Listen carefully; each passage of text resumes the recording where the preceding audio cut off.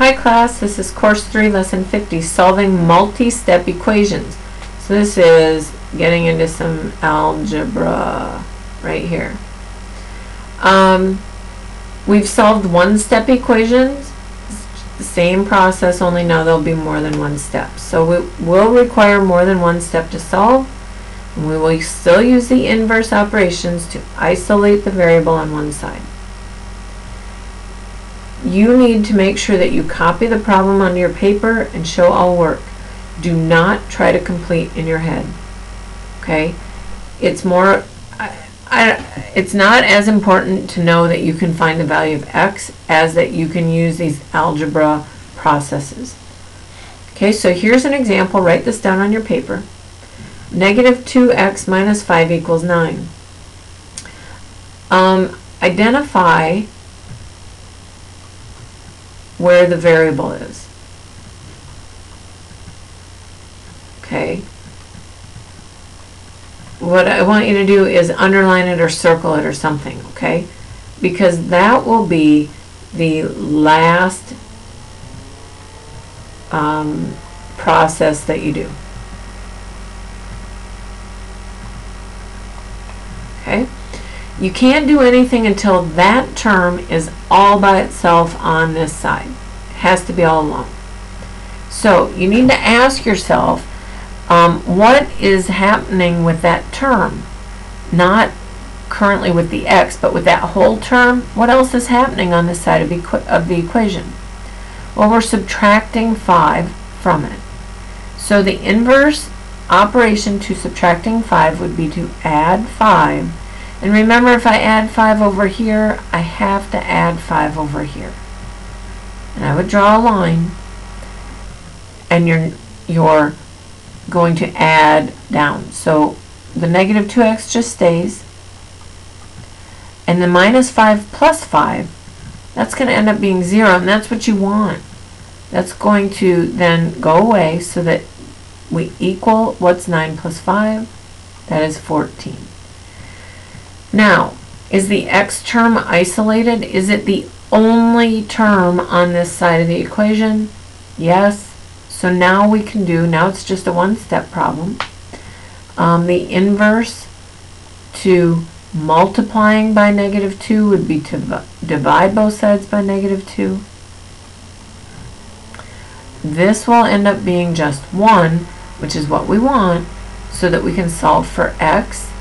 And x is going to equal, what is the quotient when 14 is divided by negative 2? It's negative 7. Okay, now, I have an answer. Go ahead and double check. Check it. Negative 2 times negative 7 minus 5, what does that equal? Well, when I combine those, I get 14 minus 5, and that equals 9. So my answer is correct. You can self-check your problems. You can self-check your answers, and you should know whether you're getting the right answer or not. Okay, two other examples here. I want to point out what happens when you have more than one x term. Okay, do you see how we have two x terms here? We have one here and one here. So if I were to identify, just like I did, I identify where my variables are. They are the same variable, and so I need to combine like terms first. Now be careful. We've been doing the inverse, but do you see how they're both on the same side of the equation? So we just need to combine them. What is 3x minus an x?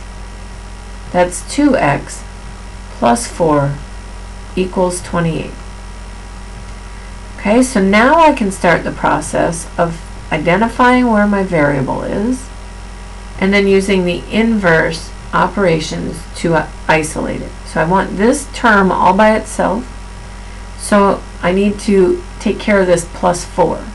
And the inverse to adding 4 would be to subtract 4 from both sides. The 2x stays, plus 4 minus 4, those are opposites, so that'll be 0, which is what you want. And what is 28 minus 4? That's 24. Then what is the inverse to multiplying x by 2? We would divide both sides by 2, and we would end up with x equals 12. Again, you can check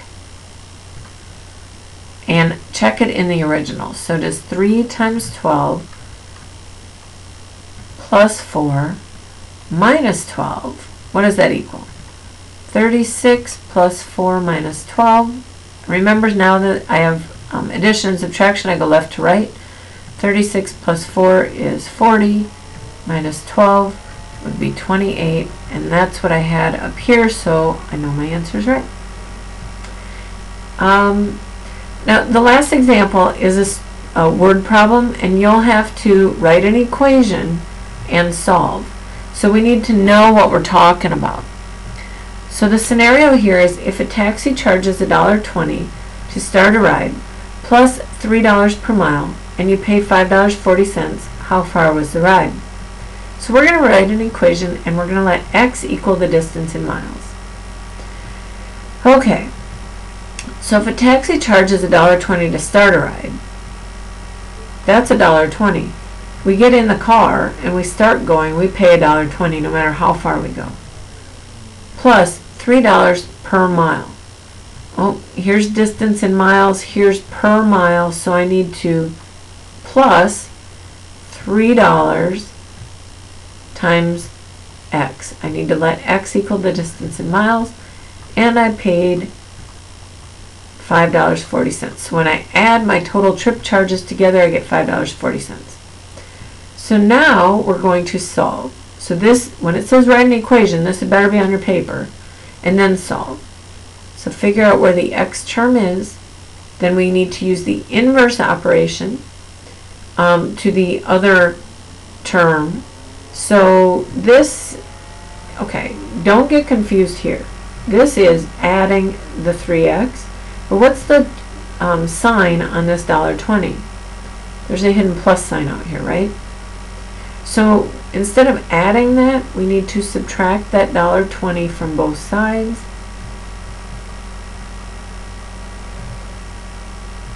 So that a positive $1.20 and a negative $1.20 will end up being 0.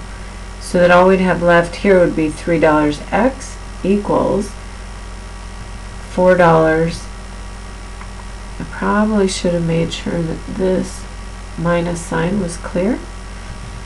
$4.20. So then think about the inverse here. Instead of multiplying by 3, we would divide by 3. And again, that's dollars. Okay. That answer then would, this will end up being just x. And when you divide $4.20 by $3, you get 1 point, oh, I better work that out up here. Some of you can do that in your head. I like to see it work out. 3 minus 12, 1.4,